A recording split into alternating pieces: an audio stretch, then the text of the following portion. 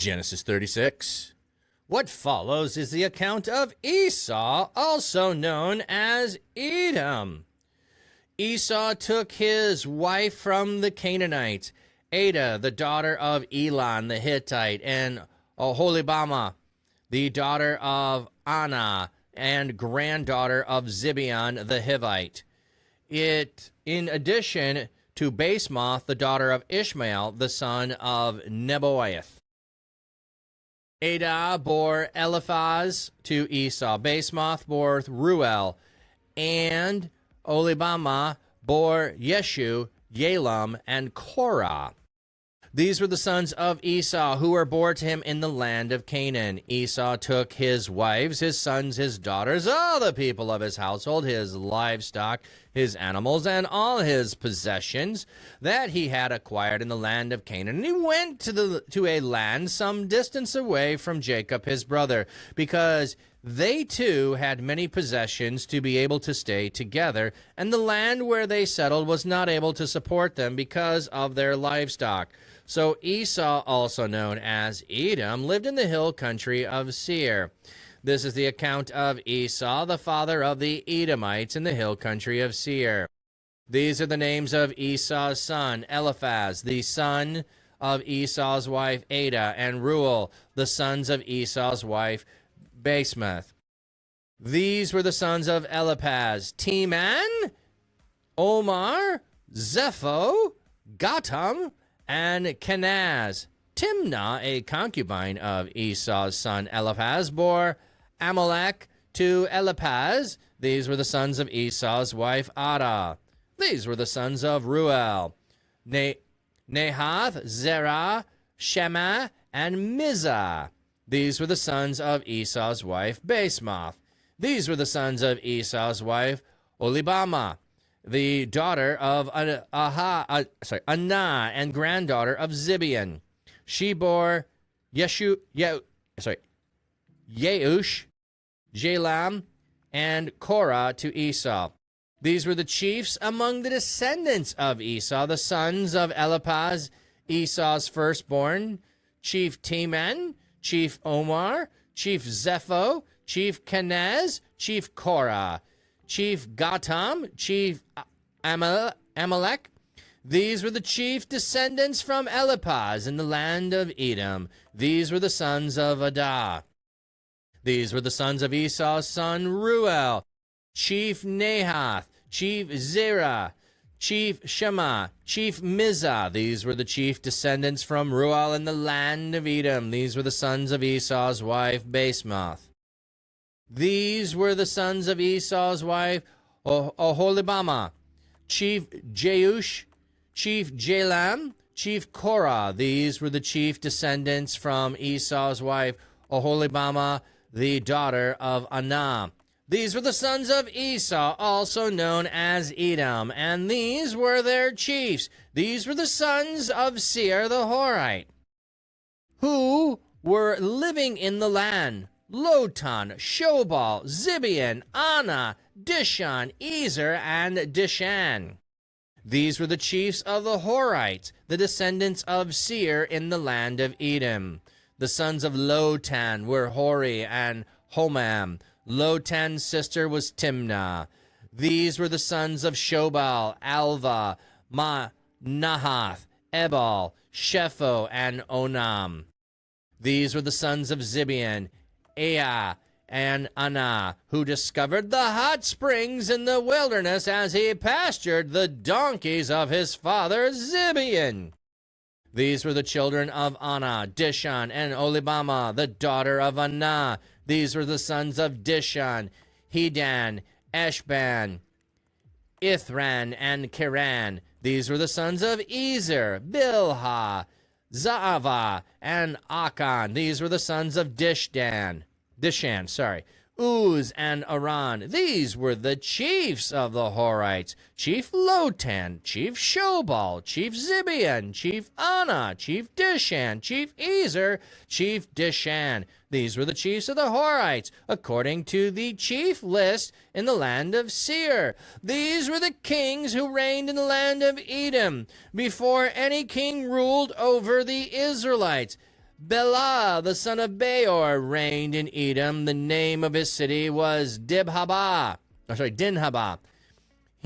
When Bela died, Jacob, the son of Zerah, from Bozrah, reigned in his place.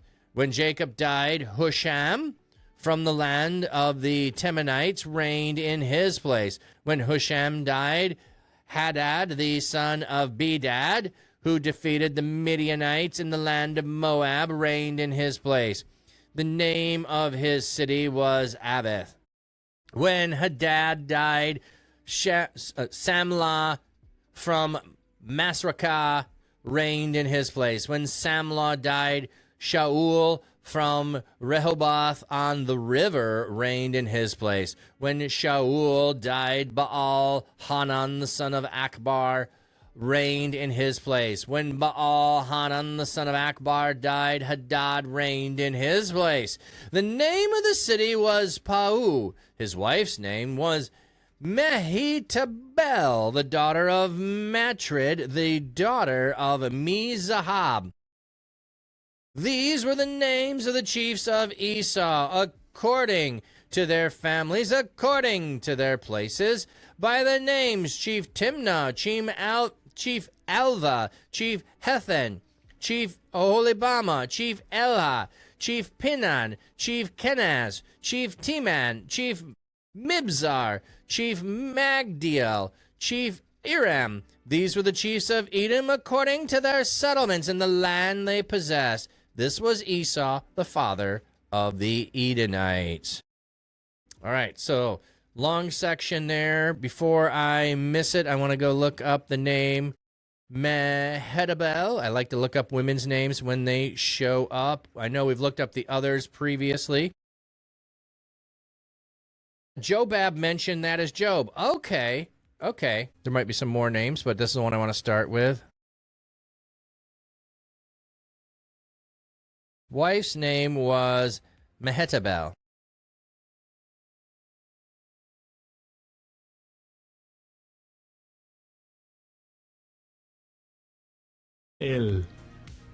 Mehetabel. Okay, so her name means Mehetabel, favored of God. So El there on the end is God, so favored of God. So why do we have the genealogy here for Esau? Because Esau is a descendant of Abraham. Esau is a descendant of Isaac. God said that all nations on earth would be blessed through Abraham, that he would bless those who bless you and curse those who curse you. Esau has gone and blessed Jacob. I mean, he does. He goes and he kisses him and he hugs him. He is trying to do everything he can, even though Jacob was the way he was. So he is a descendant of Abraham. He is a descendant of Isaac. He doesn't get abandoned because of that. He and his descendants turn away from God. That's a different thing that happens later. Here in the story, we are looking at the fact that God has said he will bless Abraham.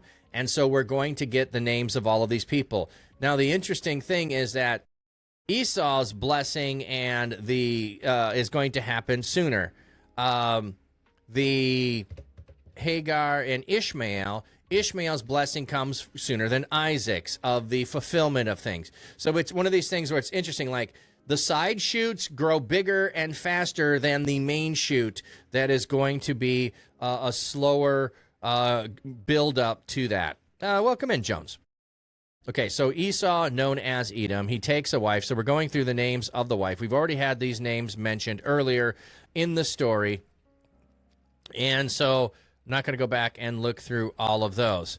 So we're getting a list. So this wife had these sons. This wife had these sons. And he took wives from the daughters of all the people of the household, the livestock, all the possessions. He acquired an aid. So we get the list of the names of the wives.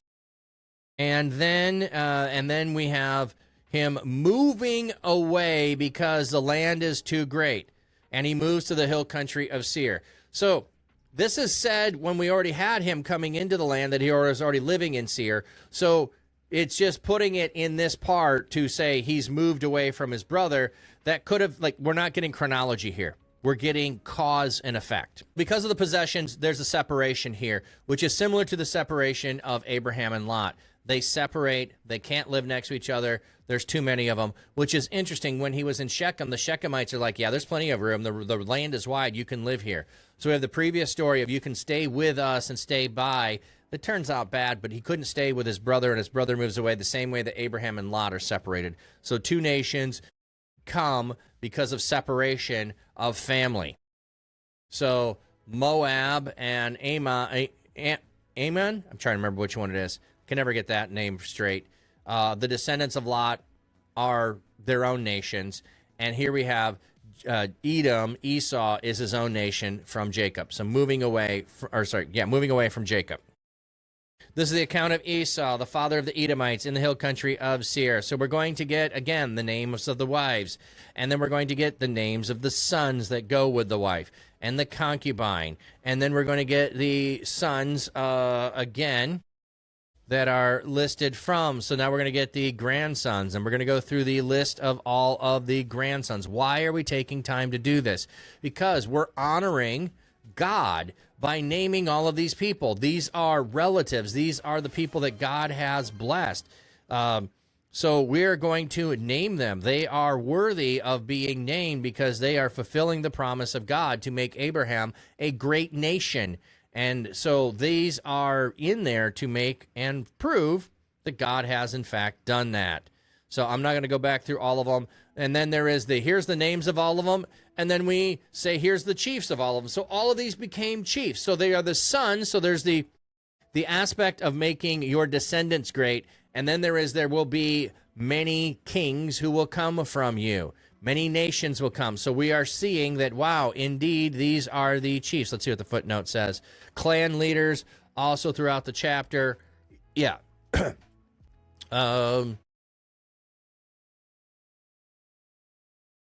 So we also can see here as we go through